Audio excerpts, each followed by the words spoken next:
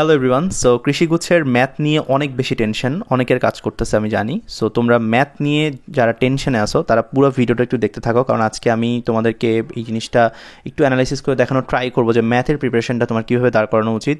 কারণ হাতে খুব বেশি টাইম নাই, এই টাইমে তুমি চাইলেও ম্যাথের বস হইতে পারবা না। তো যতটুকু তোমার হাতে আসে এইটুকু দিয়েই তুমি ম্যাথে কীভাবে ভালো করতে পারবা, তো সেটা নিয়ে কথাবার্তা হবে। তো ম্যাথে যদি আমি এখন চিন্তা করি যে 20 মার্ক এখানে আসে, আমাকে কি 20 পাইতেই হবে? যে কৃষিগুচ্ছে ফার্স্ট হয় ও 20 পায় না। সো তুমি যদি এই চিন্তা করো যে আমি একদম 20-এর মধ্যে সর্বোচ্চ কত মার্ক পাবো, হ্যাঁ তুমি পাইতে পারো, তুমি 16, 17, 18 পাইতে পারো, সমস্যা নেই। বাট তোমার কিন্তু এখানে ফুল মার্কও পাওয়া লাগতেছে না। কৃষিগুচ্ছে তুমি যদি ম্যাথ একটা এভারেজ মার্ক পেয়ে যাও, তাহলে মোটামুটি তোমার একটা ভালো সিট নিশ্চিত হবে এবং তুমি টপও করতে পারবা। যদি আমি এভারেজ চিন্তা করি যে ম্যাথে তোমার যদি একটু খারাপও হয় তারপরেও তুমি করতে পারবা, সমস্যা নেই। আর যাদের ম্যাথের অবস্থা ভালো তারা লাস্ট মোমেন্টে এসে কী কী জিনিস একটু দেখে যাবা, তো সেটা নিয়ে একটু কথাবার্তা হবে। তো চলো আমরা শুরু করি।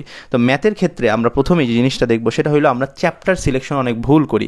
অনেক সময় দেখা যায় যে চ্যাপ্টারটা আমার খুব বেশি লাগতেছে না ওগুলো আমরা পড়ি, এবং জিনিসগুলো এমনভাবে পড়ি যে ইনাফ প্র্যাকটিস করার আমার টাইম থাকে না এবং আমি একটা পর্যায়ে গিয়ে বিপদে পড়ে যাই। তো প্রথমে আমাদেরকে আগে চ্যাপ্টার সিলেকশন বুঝতে হবে যে আমি কোন চ্যাপ্টারগুলোকে অবশ্যই পড়বো, এবং ভর্তি পরীক্ষার আগের দিন অন্ততপক্ষে আমাকে এগুলো রিভিশন দিয়ে যাইতে হবে, ঠিক আছে? তো প্রথমে আমি আসি। তো এখানে অনেকগুলো চ্যাপ্টার তুমি দেখতে পাচ্ছ, আমি শর্ট সিলেবাসটাকেও শর্ট করে আনছি কারণ এগুলো থেকে ম্যাক্সিমাম কোশ্চেন আসে এবং ইনশাল্লাহ এবারও আসবে। তো প্রশ্ন হচ্ছে যে এই চ্যাপ্টারগুলোর মধ্যেও আমার হট কেক কোনগুলা, অর্থাৎ কোন চ্যাপ্টারগুলো আছে যে চ্যাপ্টারগুলোকে আমাকে বেশি বেশি এখন আয়ত্তে রাখতে হবে। বা তুমি চাইলে প্রায় সময় যখন রিভিশন দাও ম্যাথের ক্ষেত্রে, ম্যাথ অবশ্যই রিভিশন দিবা, বা যাদের একদমই পড়া হয় নাই তারা কোন কোন চ্যাপ্টার পড়লে অন্ততপক্ষে তুমি কৃষিগুচ্ছ চান্স পাওয়ার মতো একটা মার্ক নিয়ে আসতে পারবা, তো সেটা নিয়ে একটু কথা বলি। প্রথমে হলো সরল রেখা। এখান থেকে 3 থেকে 4টা কোশ্চেন আসবে। তুমি যদি সরল রেখাই না পারো তাহলে দেখা গেছে ফার্স্ট পেপারের তোমার ম্যাক্সিমাম জায়গাতে তুমি ধরা খেয়ে যাবা। তো সরল রেখাটা আমি এখানে 3টা স্টার্ট দিয়ে দিব। যাদের একদম কিছু পড়া হয় নাই তারাও সরলরেখা পড়বা, যাদের হাই ভোল্টেজ প্রিপারেশন আছে তারাও ভর্তি পরীক্ষার আগে সরলরেখাটা রিভিশন দিয়ে যাবো, কারণ এখানে অনেক টপিক। বাট আমরা সেই টপিকগুলোকে কমায় দিয়ে আমাদের কৃষিগুচ্ছতে সাজেশন আছে সেখানে আমরা এটাকে সংক্ষিপ্ত করে দিচ্ছি। জাস্ট যে টপিকগুলো আছে সাজেশনে তুমি ওই টপিকগুলোই লাস্ট মোমেন্টে একটু পড়ে যাও, তাইলে ইনশাল্লাহ এখান থেকেই কমন আসবে। ওকে, এরপর আসো বৃত্ত। এই জায়গাটা আমি তোমরা যারা আগে থেকে পড়ছো তাদেরকে আমি সাজেস্ট করবো এখান থেকে একটা কোশ্চেন আসার সম্ভাবনা বেশি, একটা অথবা দুইটা সর্বোচ্চ হয়ে যাবে, একটা কোশ্চেন এখান থেকে আসে। আর এখানে আরেকটা জিনিস হলো অন্তরীকরণ এবং হলো যোগজীকরণ। তো যাদের অন্তরীকরণ যোগজীকরণ একদমই করা নাই তারা অন্তরীকরণটা একটু করে যেতে পারো, কারণ অন্তরীকরণ থেকে কিন্তু এখানে বেশি কোশ্চেন আসে। দেখা যায় যে 4 থেকে 5টা কোশ্চেনও কিন্তু এবার চলে আসতে পারে, অন্তত 3 থেকে 4টা কোশ্চেন তো থাকবেই মাস্ট। আর যোগজীকরণ থেকেও তোমার হচ্ছে 2 থেকে 3টা কোশ্চেন এখানে তুমি পাবা। তার মানে আমি যদি ফার্স্ট পেপারের কথা চিন্তা করি, ফার্স্ট পেপার থেকে কিন্তু আমার বেশি কোশ্চেন আসতেছে। সংযুক্ত কোনো ত্রিকোণমিতি থেকে কোশ্চেন আসতেও পারে, কোশ্চেন নাও আসতে পারে। বাট এই যে 4টা চ্যাপ্টার তোমাকে আমি বললাম, তুমি যদি এই 4টা চ্যাপ্টারও কমপ্লিট করে যাইতে পারো তাইলে তোমার ম্যাথের প্রিপারেশন ডান, ঠিক আছে? এবার সেকেন্ড পেপারের সব থেকে ইম্পর্টেন্ট চ্যাপ্টারের মধ্যে থাকবে হইলো বহুপদী এবং হইলো কনিক, ঠিক আছে? তো এই 2টা চ্যাপ্টার যাদের হয়েছে তারা কিন্তু মোটামুটি 2 থেকে 3 মার্ক কমন কমন পড়ে গেছে মনে করবা তোমাদের, এবং তোমরা এটা ধরো হচ্ছে এই মার্কটা তোমাদের বোনাস, ঠিক আছে? এরপরে আসো বিপরীত ত্রিকোণমিতি। এখান থেকে তোমাদের 2 মার্ক আসার সম্ভাবনা সব থেকে বেশি, 1টা থেকে 2টা কোশ্চেন এখানে থাকবেই। আর সিবাসু যেহেতু এবছর কোশ্চেন করতেছে এবং তাদের বিগত হিস্ট্রি বলে তারা স্থিতিবিদ্যা থেকে কোশ্চেন করে, এখন স্থিতিবিদ্যা থেকে যদি কোশ্চেন আসে সেই কোশ্চেনটাও 2 থেকে 3টা কোশ্চেনও যাইতে পারে, বা একটা কোশ্চেন মিনিমাম আসবে। আর সিলেবাসের বাইরে থেকে কোশ্চেন থাকবে কিনা আসলে এই জিনিসটা বলা যায় না, এটা ডিপেন্ড করে স্যারদের উপরে।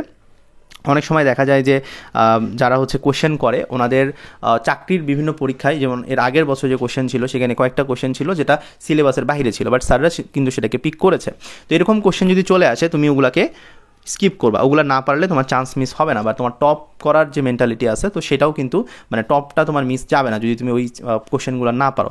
তো আমি তোমাকে বলবো কমন যে জিনিসগুলো আছে শর্ট সিলেবাসের সেই কমন জিনিসগুলোই তোমাকে পড়তে হবে। এখন আসলে যে যাদের অবস্থা খুবই খারাপ যে ভাই আমি ম্যাথ দেখলে আমার ভয় লাগে, ম্যাথ দেখলেই আমার হচ্ছে মাথা ঘুরে, তাহলে আমি কি করবো বা কোন কোন চ্যাপ্টার পড়লে আমি একটু হইলেও আশা বাঁচায় রাখতে পারি যে না ম্যাথ অ্যান্সার করে আমি অন্ততপক্ষে কৃষিগুচ্ছে ঢুকে যাইতে পারি বা একটা সিট নিশ্চিত করতে পারি। তো এখানে আমি তোমাকে যে চ্যাপ্টারগুলো সম্পর্কে প্রথমেই বলবো সেটা হলো প্রথমেই তুমি সরলরেখা পড়বা। তোমার তোমার প্রিপারেশন যদি একদম জিরো লেভেলে থাকে তারপরেও তুমি এখন চেষ্টা করলে পারবা। সরলরেখা, এরপর তোমার কাজ হবে বৃত্তটা করা, কারণ বৃত্তটাতে কম সময় লাগবে, বা টপিক যেহেতু আমরা সিলেকশন করে দিছি তোমাকে সবগুলো টপিক পড়তে হবে না, জাস্ট যে টপিকগুলো আমরা দিয়ে দিছি এক্সাম ব্যাচে দেখবা যে ওই টপিকগুলো লিস্ট করা আছে, টপিকগুলোই তুমি পড়বা, ঠিক আছে। আর কোথা থেকে পড়বা এটা বলে দিই, সেটা হলো যে কোনো একটা অ্যাডমিশন গাইড তুমি ফলো করতে পারো, যে কোনো একটা অ্যাডমিশন গাইড। এখন সেটা গণিত বিচিত্রা হইতে পারে, সেটা তোমার অ্যাসপেক্টের হইতে পারে, সেটা নেটওয়ার্ক হইতে পারে, সেটা উদ্ভাসের ভার্সিটি প্রশ্ন ব্যাংক হইতে পারে, যে কোনো বই থেকে, বা প্রিপারেশন বুক হইতে পারে, যে কোনো বই থেকে তুমি কিন্তু এটা পড়বা। আবার অনেকে ইউসিসির বই পড়ে, তো তোমার যে কোনো একটা অ্যাডমিশন গাইড থাকলে এই জিনিসটা হবে যে তুমি জাস্ট সরলরেখা এবং বৃত্তটা পড়বা। অন্তরীকরণ যোগজীকরণ যদি আগে থেকে পড়া না থাকে তাহলে এগুলা ভুলেও দেখার দরকার নাই, কারণ এখন তুমি পড়লেও পারবা না, ঠিক আছে। তো অন্তরীকরণ যোগজীকরণ যাতে আগে থেকে পড়া আছে তারাই এই জিনিসটা পড়ো। আবার নতুন করে মানে যারা স্টার্ট করছো তারা মানে এই দুঃসাহস দেখায়ও না। অন্তরীকরণে তুমি জাস্ট লিমিট পার্টটুকু যেটা আছে লিমিটটা তুমি করতে পারো, ঠিক আছে, লিমিটটা তুমি করতে পারো। তুমি যদি লিমিটটা একটু দেখো তাহলে তোমার জন্য এই জায়গাটাতে 1 মার্ক নিশ্চিত হবে, ঠিক আছে। আর সেকেন্ড পেপার থেকে তোমাকে আমি বহুপদীটা করতে বলবো সেফ জোনে থাকার জন্য, এবং কনিকটা করতে বলবো। এই দুইটা করলে তোমার প্রথমে তুমি যদি এই দুইটা চ্যাপ্টার করে ফেলো তাহলে দেখবে যে তোমার সেকেন্ড পেপারটা অনেকটা কমপ্লিট হয়ে গেছে। বিপরীত ত্রিকোণমিতি আর স্থিতিবিদ্যাটা লাস্টে করবা, যাতে করে তোমার এখানে দেখো আমি তোমার চ্যাপ্টার কিন্তু কমাই দিছি। মোট তুমি যদি 6টা চ্যাপ্টার করতে পারো তাইলে তুমি বেটার একটা মার্ক এখান থেকে নিয়ে আসতে পারো, অন্তত পক্ষে 7 থেকে 8 মার্ক বা 9 মার্কের মতো তুমি নিয়ে আসতে পারো। যাদের অবস্থা খুবই খারাপ, যে ম্যাথে তুমি পারোই না, তো অবশ্যই 8-9 মার্ক একটা ভালো মার্ক যদি টোটাল হিসাব করো এবং চান্স পাওয়ার মতো একটা মার্ক তুমি যদি নিয়ে আসতে চাও, ম্যাথটা তোমাকে ব্যাকআপ দিয়ে দিল। আর যাদের ম্যাথের প্রিপারেশন ভালো আছে তারা তো অবভিয়াসলি তোমরা ভালো একটা মার্ক টার্গেট করতেই পারো, এবং সেই অনুযায়ী তোমাদেরকে আমি বললাম। এবং এখানে সবথেকে গুরুত্বপূর্ণ যে ব্যাপারটা থাকবে সেটা হলো টাইম ম্যানেজমেন্টের একটা বিষয় থাকে, যে কোশ্চেন তুমি বুঝতেছো, তুমি সলভও করতে পারবে, বাট তোমার হাতে ভাই 1 ঘন্টা টাইম আছে। এখন 1 ঘন্টায় physics, chemistry, math, biology, English সবই অ্যান্সার করা লাগবে। এই জন্য আমি ম্যাথটাকে একদম লাস্টে রাখতে বলি, যাদের প্রিপারেশনে একটু প্রবলেম রয়েছে তার লাস্টে ম্যাথটা ধৈর্য, বাট দেখা যায় কি টাইম ম্যানেজমেন্ট আমরা করতে পারি না। তো এখন যখন তুমি পরীক্ষা দিচ্ছ আমাদের এখানে বা যেখানেই পরীক্ষা দাও, তুমি যখন কোশ্চেন সলভ করতেছো তোমার মেন্টালিটি কী থাকবে, একটা কোশ্চেন আমি দেখবো, দেন কোশ্চেনটা দেখার পরে আমি যদি প্রথমেই বুঝি যে এইটা আমার মানে চ্যাপ্টারের মধ্যেই পড়েনি, ধরো তুমি কথার কথা 7টা চ্যাপ্টারের প্রিপারেশন নিয়ে গেছো বা 8টা চ্যাপ্টারের প্রিপারেশন নিয়ে গেছো, প্রথমে যদি দেখো ওই চ্যাপ্টার বাহিরের, তার মানে ওটা স্কিপ, ওইটা পড়বো না আমি, ঠিক আছে। এরপরে আরেকটা জিনিস হইলো কি, যে আমি হয়তো বা চ্যাপ্টার পড়ছি বাট কোশ্চেনটা দেখে আমি বুঝতেছি এই জন্মে এটা আমি সলভ করতে পারবো না, মানে পরীক্ষার হলে পারবো না, তখন ওইটাকে স্কিপ। বাট যদি আমি দেখি যে কোশ্চেনটা আমি কোনো না কোনো জায়গায় করে আসি, বা আমি এক্সাম ব্যাচে ফেস করে আসছি, বা আমি কোশ্চেনটা সলভ করে আসছি কোনো একটা বইয়ে, তখন আমি এই জিনিসটা একটু ট্রাই করবো। আমি এখানে যদি 2 থেকে 3 মিনিটও আমার সময় লাগে আমি ট্রাই করবো, ওকে। তো এইভাবে প্রসেসটা কিন্তু তোমাকে মেনটেন করতে হবে। জাস্ট একটা ম্যাথ দেখলাম, ওইটা নিয়ে বসে আসি, ওইটা নিয়ে ভাবাভাবি করতেছি, তাইলে কিন্তু ভাই সমস্যা আছে, ঠিক আছে। তো অবভিয়াসলি ম্যাথ দেখেই ডিসিশন নিতে হবে, যেটা আমি কি দাগাবো না, বা আমি ক্যালকুলেশন করবো নাকি করবো না, কারণ জায়গা কিন্তু অল্প থাকে। সেই গুচ্ছের প্রশ্নতে দেখবা যে একটু জায়গা শর্ট থাকে, তো এখানে ম্যাথগুলো কিন্তু অনেক সময় দেখা যায় যে একটু বড় বড় থাকে, তো ওগুলো কিন্তু শর্ট ট্রিক্স দিয়ে তোমাকে করতে হইতে পারে। তো এই জিনিসটা তুমি একটু ট্রাই করবা, যাতে করে তোমার ফার্স্টভাবে তুমি জিনিসটা করতে পারো, ওকে। এবার আসো কীভাবে পড়া উচিত। এখন তোমার হাতে অনেকগুলো বই, অনেকগুলো অপশান, তো তুমি কীভাবে কী করবা না করবা, আমি জাস্ট শর্ট কাজে তোমাকে প্রিপারেশান নেওয়ার স্ট্র্যাটেজিটা বলবো, কারণ এখন লং কাট প্রিপারেশান নিয়ে লাভ নেই। ওইটা 2 মাস আগের ভিডিওতে তুমি দেখতে পারবা, যখন আমি তোমাকে ডিটেল বলছি যে এই কোশ্চেন সলভ করো, এটা করো, সেটা করো, বাট এখন আসলে ওই পরিমাণ টাইম নেই। ম্যাথে তুমি কেমনে শর্টকাটে পারবা, জাস্ট ওইটাই আমি বলে দিব। প্রথম কথা হচ্ছে ভাইয়া, তোমাকে যে কোনো একটা অ্যাডমিশন গাইড নিতেই হবে।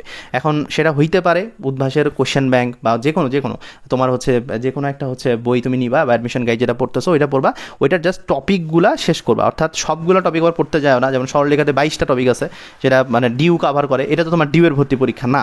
তো এখানে জাস্ট তোমার এগ্রির জন্য যা লাগে, যতগুলো টপিক লাগে সেগুলো আমরা সাজেশনে দিয়ে দিছি, জাস্ট অতটুকু টপিকই তুমি পড়বা, অতটুকু টপিকই তোমার পড়া উচিত, এবং অতটুকুই পড়বা, এর বেশি তোমার পড়ার দরকার নাই।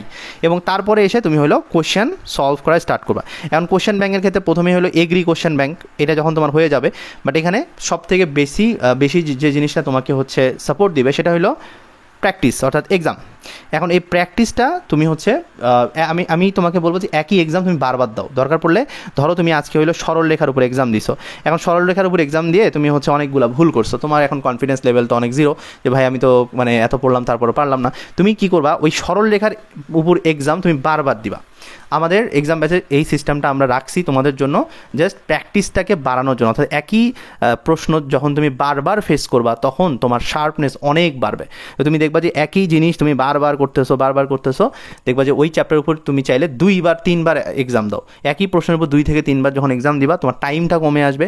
একই প্রশ্ন বারবার দেখার ফলে ওই সূত্রগুলো তোমার মাথায় গেঁথে যাবে, এবং পরীক্ষার হলে যখনই ওই টাইপের কোশ্চেন আসবে তুমি কিন্তু ওখানে কোশ্চেন দেখার সাথে সাথেই অ্যান্সার করে ফেলতে পারবে, মানে তোমার জিনিসটা মাথার মধ্যে ইজিলি চলে আসবে। বাট এখন যদি তুমি গণহারে সলভ করে যাও যে না ভাই আমি হচ্ছে মানে যতবারই এক্সাম দিব, বাট আমি হচ্ছে বারবার করবো না, তো বারবার না করলে কি হবে, পরীক্ষার হলে প্রশ্নও বুঝবা, সবই বুঝবা, বাট অ্যান্সার করলেও অ্যান্সার মিলবে না। ঠিক আছে, তো অবভিয়াসলি একই জিনিস বারবার প্র্যাকটিস করার ট্রাই করো, অন্ততপক্ষে ম্যাথের ক্ষেত্রে এই জিনিসটা সত্য।